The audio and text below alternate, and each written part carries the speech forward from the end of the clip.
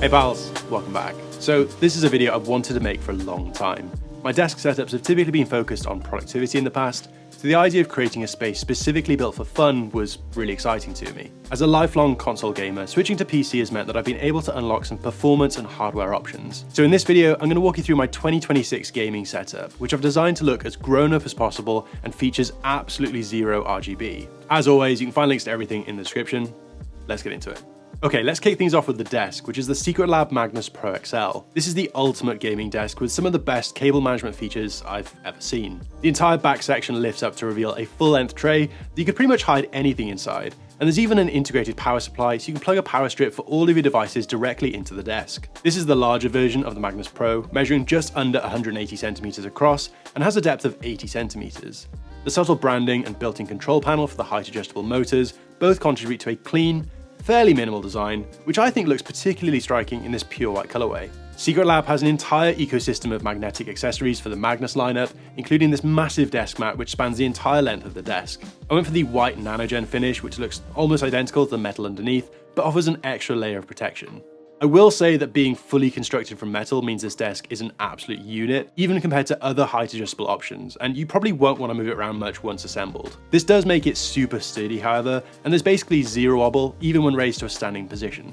Speaking of which, the motors that Secretlab have used are very high quality, providing a super smooth and quiet operation that's really impressive for a desk this heavy. Now, it could be argued that a standing desk might not be as beneficial within a gaming setup, where you're probably not thinking about your posture as much. But there are other advantages to a motorized desk, such as being able to set the height to fit your exact dimensions. After all, we're all built differently, so it makes sense to have some level of adjustability here. With this in mind, I think this greatly elevates the importance of a comfortable and supportive chair within a gaming setup.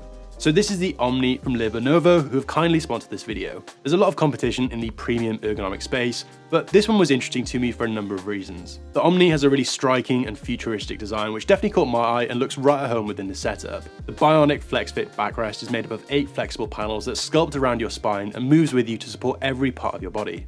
Obviously, this is a bit of a contrast in opinion to other ergonomic seating brands, but Ergonomic's argument is that traditional chairs are typically built to support just one seating position and fail to adapt to posture changes, which ultimately leads to slouching. The Omni solves this by dynamically supporting your body as you move, which I have to admit is pretty solid logic for gaming, where you're constantly shifting around and not always cognizant of maintaining good posture. It achieves this by using an electric motor that adjusts the backrest to your body in real time, forming an S-curve that supports the natural shape of your spine and encourages micro movements, helping to reduce fatigue from static postures. The motor is controlled by pressing these buttons on the armrest and is powered by a 2200 mAh battery which charges via USB-C. This chair comes with a headrest, which is definitely nice to have for more reclined seating, and the seat cushion provides a good level of firmness that remains comfortable during those extra long gaming sessions. This chair also has a party trick. By pressing the button here, you'll activate the Omni Stretch Spinal Massage, which is a 5-minute program that uses the motorized column to relax and decompress your spine. I won't lie, it does look kinda weird, but it is a cool feature and it's a nice way to spend some time while you wait for a new game to start.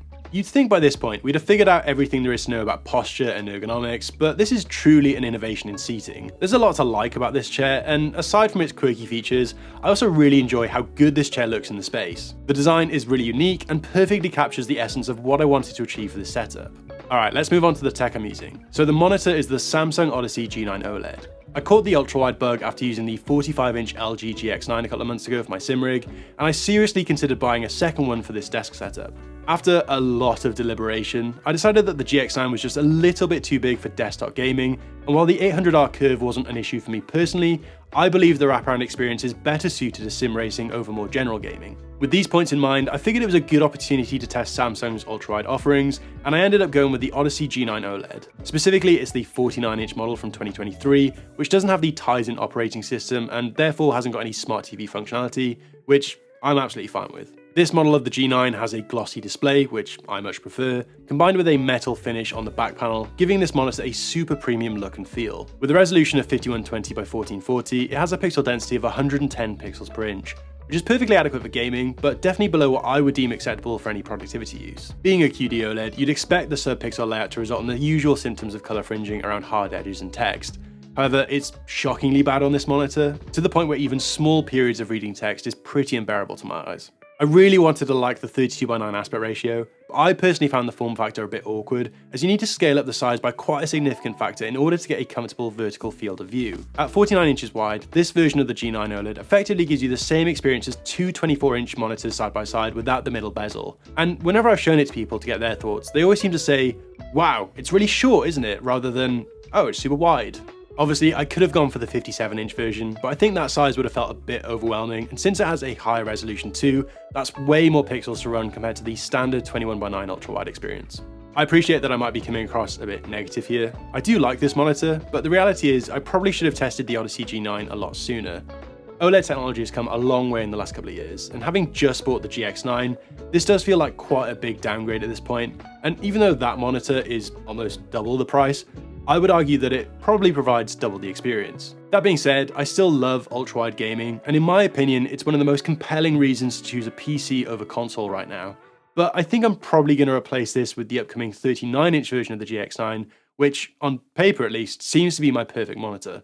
Anyway, a product I can get fully behind is this monitor arm from BenQ.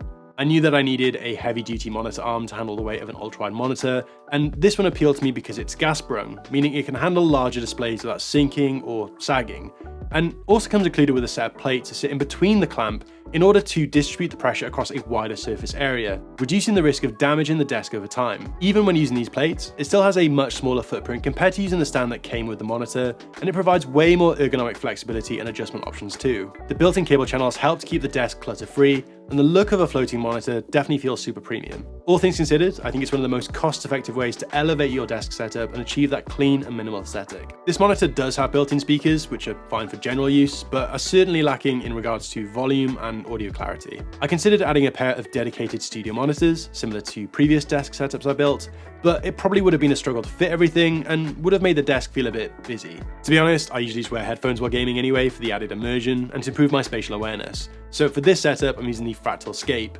which are a premium set of headphones that I've been really enjoying recently. Fractal is best known for their PC cases, but they've started to venture into other gaming accessories and peripherals recently, which I'm personally quite excited about. I'm pretty new to PC gaming, but I do know a thing or two about headphones, and these are an excellent option for those who want gaming-specific features from a nice-looking pair of wireless headphones. I could probably make a whole video about these, but I'm going to try and focus on the main points here.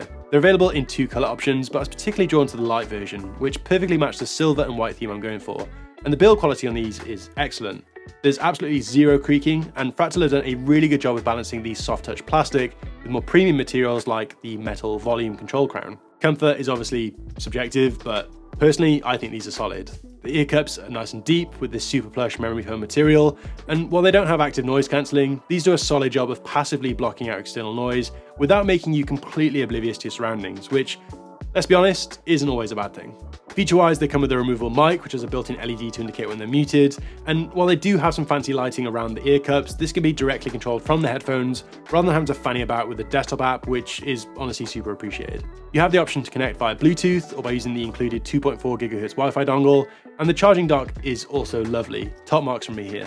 In regards to audio quality, they definitely sound better than most gaming headphones, but you should probably manage your expectations if you're coming from something at a much higher price point. My guess is that they've been tuned with gaming in mind, favouring dialogue clarity and audio separation over audiophile level sound.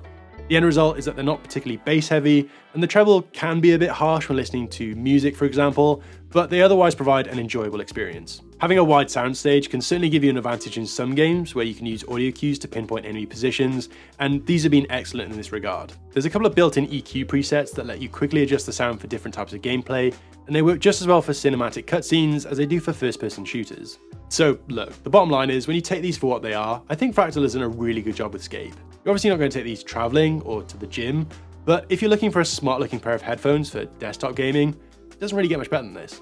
For my mouse, I'm using the Logitech G Pro X Superlight 2. This mouse has been out for a few years now, so it's already well established that this mouse offers top-tier performance with decent build quality, and as the name suggests, a super lightweight construction. I like that it also has these side buttons that I'm used to using on my MX Master, and the battery life seems to last forever. It's an excellent choice for a gaming setup, and it's no wonder reviewers call it the king of esports mice. Moving on to my other peripherals, I'm a huge fan of mechanical keyboards, and I have a growing collection that I like to rotate through, But recently, I've been enjoying my Hibiki 65 build within the setup. Its curved profile helps to soften all the straight lines typically found on a desk setup, and the GMK boho keycap set matches really nicely with the desk mat, which I bought from Omnitype. Unfortunately, none of this is really in stock or available to purchase now, which is kind of just how it goes with the mechanical keyboard hobby, but there is a pretty healthy aftermarket community, which is typically where I find parts for sale. I'm using it with a set of Cherry MX Nixie switches that have been modified by one of my subscribers, who kindly lubed, filmed, and spring swapped these for me, which is honestly a super nice thing to do and makes them sound and feel amazing. Despite what you might see in the comment section, I'm always blown away by how kind and helpful my audience can be,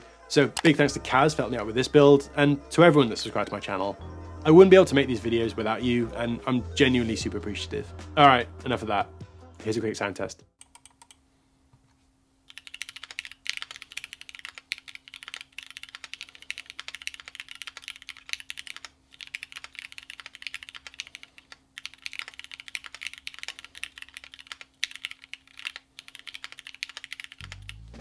You might have spotted a new PC build hiding underneath the desk. This would usually be the part of the video where I'd show off what's powering everything. However, this case is actually empty. With the current state of the market, it's just ridiculously expensive to build a PC right now. So I'm just borrowing the PC I built for my sim rig, which is obviously a bit annoying to have to move around, but I'm just not willing to spend 5 times more than what I paid for parts this time last year. I know I've been teasing it for a while now, but I will be making a video about this build very soon, so make sure to subscribe so you don't miss that when it does come out.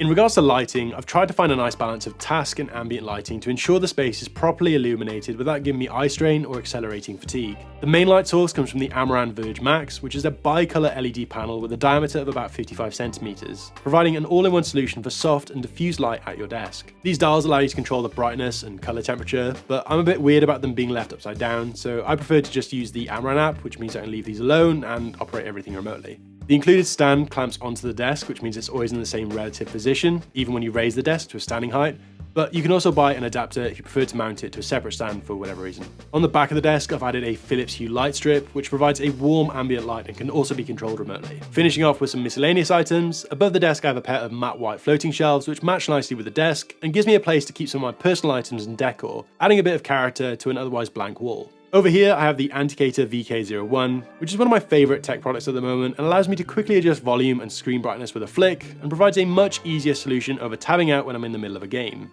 Underneath the monitor, I have the desk tray from Momentum Studio, which looks really nice alongside the metal finish of the G9 OLED and gives me a place to put tools and screws when I'm working on my keyboard builds. I've also added the Secret Lab headphone hanger on this side, which attaches magnetically to the bottom of the desk, but I'm actually just using it as a convenient place for my controller. I think that's everything, so let me know in the comments if there's anything I missed or if you have any other questions about this setup. Obviously, thanks for watching, and I'll see you in the next one. Bye!